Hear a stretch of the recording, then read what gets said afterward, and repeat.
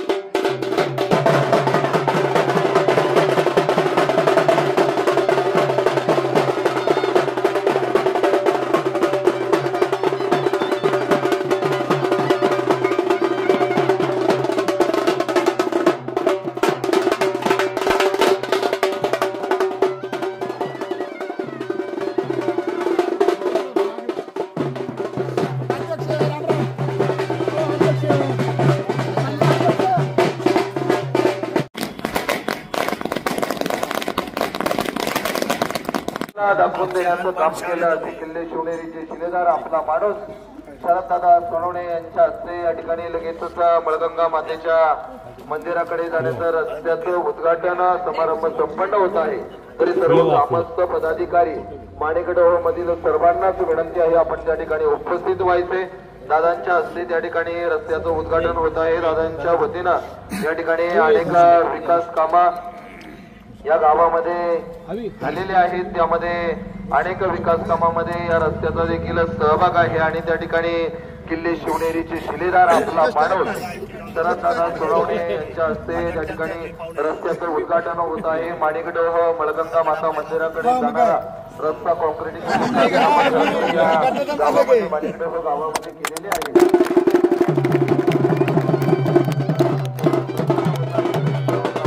विनंती आहे रस्त्याचा उद्घाटन समारंभ संपन्न झाल्यानंतर या ठिकाणी आपण सर्वजण आदरणीय वाट पाहत आहोत। श्री मळगंगा माता प्रवेशद्वार त्याचप्रमाणे श्री विश्रांती बसत थांबा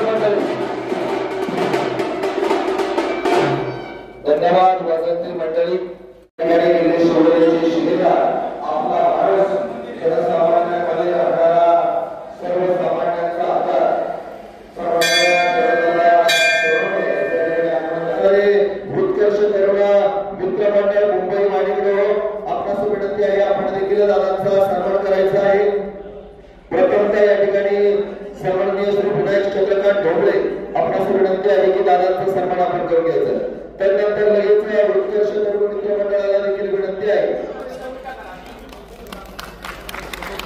हा सन्मान झाल्यानंतर उत्कर्ष तरुण मित्र मंडळाला विनंती आहे की दादांचा सन्मान आपण लगेच करून घ्यायचा. त्याचप्रमाणे तिसरा सन्मान संपूर्ण ग्रामस्थांच्या वतीने माणिकगाव सरपंच उपसरपंच विविध कार्यकारी सोसायटी तंटामुक्ती अध्यक्ष उपाध्यक्ष विविध कार्यकारी सोसायटीचे चेअरमन वाईस चेअरमन संचालक आणि सर्व पदाधिकाऱ्यांना विनंती आहे की दादांचा सन्मान करून घ्यायचा. सरपंच उपसरपंच ग्रामपंचायत सर्व सदस्य चला पटकन सन्मान करून घ्यायचा. त्याचप्रमाणे दादांसमोर आलेले पैशाचे धमाले यांचा देखील या ठिकाणी लगेच सन्मान होत आहे. त्याचप्रमाणे खरं तर जिल्हा परिषदेचे आदर्श माजी अध्यक्ष आणि या विभागाचं सक्षम नेतृत्व सन्माननीय श्री देवरामजी लांडे साहेब यांचा देखील या ठिकाणी सन्मान होत आहे. आपण आराध्य देव छत्रपती शिवाजी महाराज या गावचं जागृत देवस्थान माता मळगंगा यांना विनम्र अभिवादन करून या कार्यक्रमाचा प्रास्ताविक करतो. आजच्या कार्यक्रमाचे उद्घाटन मान्यवर निलेश शिंदेचे शिलेदार आपला मनोज आमदार आमदार माननीय शरदादा सोनवणे आणि त्यांच्या संविधानाचे उपस्थित सर्व मान्यवरांचं स्वागत करतो आणि प्रास्ताविकाला सुरुवात करतो. स्वर्गीय मनोहर नामदेव ढोबळे आमच्या आजोबा यांची संकल्पना होती की नावाला वेळ साथ आहे आणि त्यांना सुरुवातीला ते साथ दिली की माझे वडील स्वर्गीय रामचंद्र शिवाजी पवार आणि माझे मित्र शांताराम ढोबळे यांनी. बाबा नेहमी म्हणायचे की गावाला जर का वेळ असेल ना तर गावात येणारे संकट आणि अडचणी गावाच्या नक्कीच दूर बाहेर काढणे गावाच्या आत येणार नाही.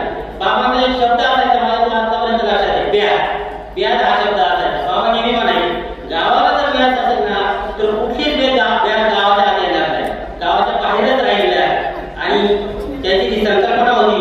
परंतु आमचं दुर्दैव म्हणा किंवा काय म्हणा कोरोनामध्ये बाबांना स्वर्गवास झाला आणि संकल्पना थोड्या दिवसांसाठी तिथे थांबली. परंतु ती संकल्पना त्यांचे चिरंजीव भास्कर मनोहर ढोबळे यांनी त्यांचं उत्कर्ष तरुण मित्र मंडळी त्यांच्यामध्ये मांडली आणि त्यांनी ती एवढी उचलून धरली की त्यांनी आपलं दातृत्व दाखवलं आणि ती वेळ पूर्णत्वास नेण्याचं काम केलं.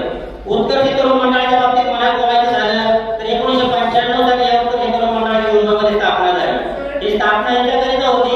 एक साधा फंड होता आणि त्यातनं फक्त 5 रुपये धर्माच्या बाजूला ठेवला जायचा. हा 5 रुपये धर्माला एका घटकाच्या पुढे काही सामाजिक कार्य करता येईल. माझी 2001 ला एक मालिकेमध्ये एंट्री झाली. तेव्हापासून मी मंडळाचं कार्य पाहतो. अगदी 15 ऑगस्ट 44 छोटा छोटा कार्यक्रम असतो किंवा अगदी गावात जर कोणी तरुण आल्यानंतर का ऍक्सिडेंट निघाला वैध झाला तर त्या कुटुंबाच्या संपूर्ण पालन पोषणाची जबाबदारी जेवढी त्याच्या मुलांच्या शिक्षणाची जबाबदारी आजपर्यंत या उत्कर्ष तरुण मंडळाने घेतलेली. तसंच या उत्कर्ष तरुण मंडळाच्या बाबतीत बोलायचं झालं तर यांनी मळगंगा माता मंदिराचं काम पूर्ण झाल्यानंतर त्या ठिकाणी सलग 5 वर्ष त्या ठिकाणी कार्यक्रम घेतलेला आहे. परंतु काही तांत्रिक कारणास्तव तो कार्यक्रम नंतर बंद पाडला. दुसरं दाखवतं जर बोलायचं झालं तर विनायक शेठ चंद्रकांत शेठ ढोबळे दाखवतं इतकं मोठं की आमचे डिप्टी सरपंच आहेत ढोबळेने फक्त संकल्पना मांडली की गावापासून आपला 1 किलोमीटर अंतरावर आहे. जाताना वयस्कर व्यक्ती प्रवास करतात बसनी जाताना दमून जातात तिथे गेलं तर बसायला जागा नाही तर होऊ नये. अशा वेळेला काय करायचं तर शासनाचा बस थांबवून काही झालाय. फक्त संकल्पना मांडली डिप्टी सरपंचांनी भूमिपुत्राच्या प्रवेश करायच्या वेळेस आणि संकल्पना विनायक ढोबळेने लगेच उचलून धरली की त्यांना काही विरोध झाला सांगितलं की जर का तुम्हाला विश्रांती प्रस्ताव हवा आहे तर तो मी देतो आणि त्यांच्या दाखवून विश्रांती प्रस्ताव या ठिकाणी द्यायचा आणि त्याचा आपल्याला इथं लोकांना झालेलं आहे. खरं तर बोलायचं खूप होतं परंतु दादांना पुढं पालकमंत्री अजितदादा पवार यांचा कार्यक्रम अटेंड करायचा असल्या कारणानं वेळेची मर्यादा आहे. त्यामुळे मी माझं प्रास्ताविक थांबवतो आणि संयोजकांना विनंती